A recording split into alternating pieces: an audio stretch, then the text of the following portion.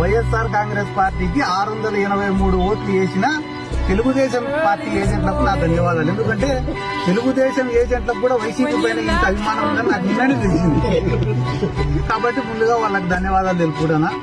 అన్న, ఎవరైతే ఈరోజు ప్రెస్ మీట్ పెట్టి లోపల నుంచి రావడం లేదు నువ్వు వాళ్ళకి, ఎందుకంటే 10,000 ఓట్ల కోసం మనమందరం టికెట్లు కన్ఫర్మ్ చేసుకునేమేంద్రా అని బాధపడుతున్నారు వాళ్ళే. అది కేవలం 10,000 ఓట్లుండే జెడ్పీటీసీ.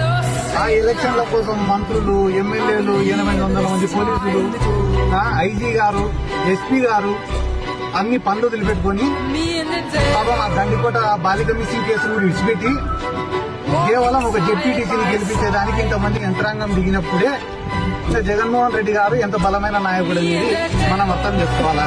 ఏదో పులివెందులలో జగన్మోహన్ రెడ్డి గారికి అవమానం చేస్తే వైఎస్ఆర్ కాంగ్రెస్ పార్టీ కథ అయిపోతుంది అని అనుకోవడం వాళ్ళ మూర్ఖత్వం. నేను గతంలో చెప్పినా మళ్లీ చెప్తున్నా, నంద్యాల బై ఎలక్షన్ లో కూడా జగన్మోహన్ రెడ్డి గారిని ఓడగొట్టేదానికి మొత్తం రాష్ట్రంలో ఉండే యంత్రాంగం అంతా దిగి ఓడగొట్టినారు.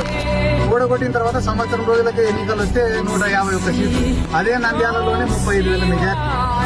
కాబట్టి ఇది జెన్యున్ ఎలక్షనా కాదా, పోలింగ్ జరిగిందే, రిగ్గింగ్ జరిగిందే అనేది నాకన్నా బాగా, మీకన్నా బాగా, పోలీసుల కన్నా బాగా, ప్రతిపక్షానికన్నా, అధికార పార్టీ కన్నా బాగా ప్రజలకు తెలుసు.